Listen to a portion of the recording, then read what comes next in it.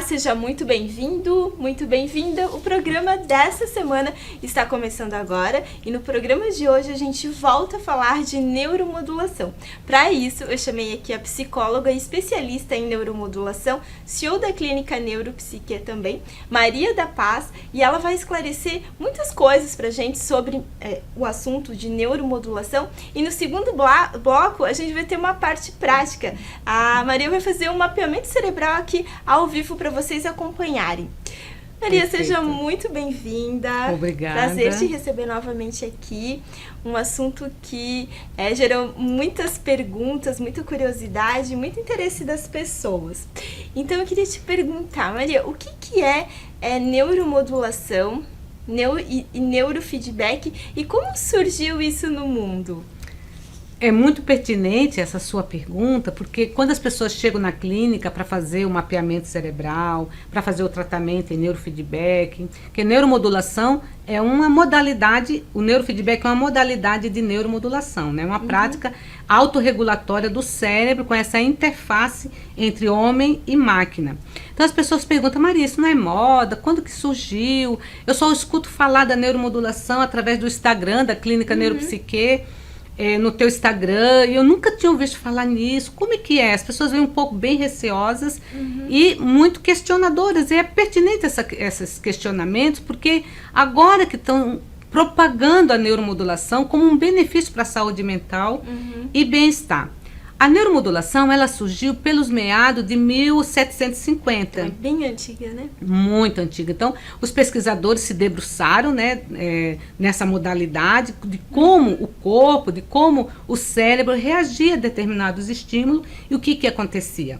Então, biofeedback foi o que mais se debruçou nos primeiros momentos, porque biofeedback quer dizer vida, feed quer dizer alimentar e back quer dizer retorno. Então, é bio, a vida, eu alimento e eu tenho retorno. E essa modalidade, o que quer dizer na prática? Você pega um dispositivo, um equipamento que você mensura a parte do corpo ou do cérebro e ele te dá um feedback como está a sua autobiologia ali, né? Os seus movimentos fisiológicos. E ele te dá um retorno. Como é que está esse corpo, como é que está esse simpático, como é que está esse parasimpático, e como é que está esses neurônios que ali estão pulsando naquele momento. Isso é biofeedback. Biofeedback. Tá. O biofeedback, ele é biofeedback de variabilidade de frequência cardíaca, que é um biofeedback cardiológico, que esse também nós temos na clínica. Nós temos também o biofeedback, que ele mensura a questão da temperatura da pele, né? Então, quando você está com o parasimpático, o simpático muito alterado, ele tem essa mensuração até para trabalhar essa questão, que muitas vezes, quando a pessoa tem o simpático alterado, que é o hormônio do estresse, que provoca aí ansiedade, pânico, a gente faz essa mensuração para depois fazer o tratamento. E o biofeedback, ele é um guarda-chuva. Debaixo desse guarda-chuva vem o neurofeedback, que é uma modalidade do biofeedback. O neurofeedback é uma interface entre cérebro e máquina, que é o que nós vamos mostrar no segundo bloco, o mapeamento cerebral. Nós realizamos esse mapeamento cerebral e depois, né, nós, com esse mesmo eletrocefalograma, nós realizamos o tratamento de acordo com a queixa do paciente e os resultados desse exame, que é o mapeamento cerebral. O mapeamento cerebral. E isso tudo faz parte da neuromodulação. Isso faz parte da neuromodulação.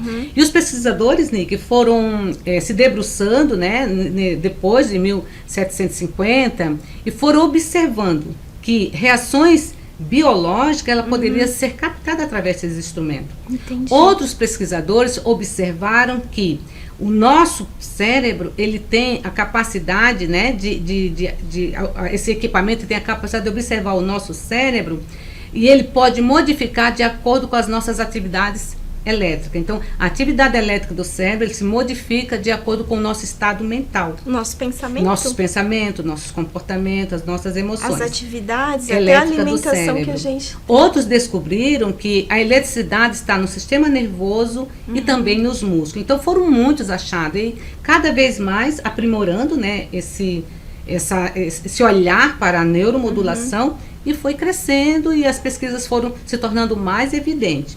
E um dos achados, assim, que foi o boom também, que deu muita evidência, foi o polígrafo, né? Que é o detector de mentira. Não sei se você já ouviu falar nisso. Já ouvi falar e é muito conhecido nos filmes, na parte policial, criminal, assim, exatamente. Também, né? E esse polígrafo, depois, com uns 10 anos mais ou menos... Ele faz parte da neuromodulação, é um dos achados. Através dele, a evolução foi acontecendo. Entendi. E depois desse achado, eles descobriram que a fisiologia humana tinha uma correspondência com as emoções. Então, eu fazia uma pergunta, a máquina da mentira captava essa fisiologia, essa alteração fisiológica... A emoção. Que reverberava, né, num comportamento ou numa emoção. Isso ali foram entendendo que tudo no nosso cérebro ele é elétrico. E como ele é elétrico, ele tanto pode ser observado, mas também ele pode ser regulado, né? E reprogramado. Né? E reabilitado, né? Dependendo das disfunções. E chegando no meu... naquilo que a clínica surgiu, né? O John Luber, ele focou a neuromodulação, que no caso é um neurofeedback, em crianças com TDAH. Entendi. Então eles procurou crianças super hiperativas, desatentas, e ele trabalhou essa questão do neurofeedback com crianças com TDAH. E o sucesso foi incrível. Ele percebeu que a atenção da criança melhorou significativamente. O que não teve tanto resultado foi na hiperatividade, mas na atenção e na impulsividade, os resultados foram excepcionais. E aí, o que aconteceu? Ele estendeu para outras patologias, né?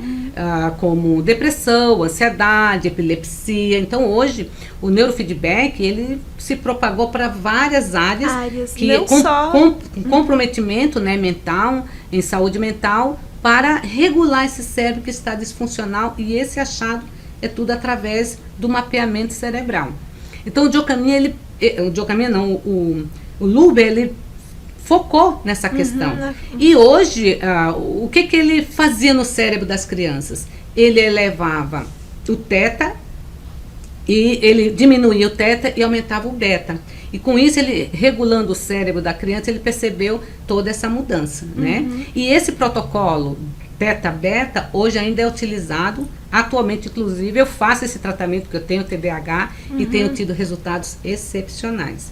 E aí foi evoluindo, né? Então, só para que vocês entendam, né? E para mim, que foram muitos anos entender de estudo, também, né? Que foram muitos anos, pesquisas, médico, neurologista, neurocirurgião, cientista, foram debruçando nessa trilha aí histórica, para hoje nós termos um neurofeedback, equipamento bastante refinado, com bastante precisão no que corresponde às disfunções do cérebro e, claro, se a pessoa se interessar, um tratamento. E o mais interessante é que esses achados, né, mais ou menos o boom foi na América e na Europa, e nos Estados Unidos, em 1968, foi criada a Associação do Biofeedback, porque como são vários equipamentos que mensuram várias questões, tanto física como mental, esse biofeedback, né, se tornou conhecido mundialmente.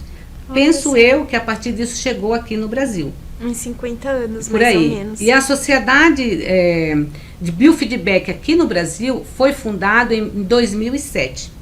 Claro que eu acredito que antes disso já se existia, né, pesquisadores, profissionais de saúde mental, debruçados sobre tanto conhecer, como tratar, como fazer o mapeamento, mas a associação mesmo oficial foi em 2007 aqui no Brasil. Maria, eu vou pedir um intervalo comercial, mas tu fica aqui que volta no segundo bloco. E no segundo bloco, a Maria da Paz, que é psicóloga especialista em neuromodulação, ela vai fazer uma prática aqui de mapeamento cerebral. É isso, né? Combinado? Então não saia daí.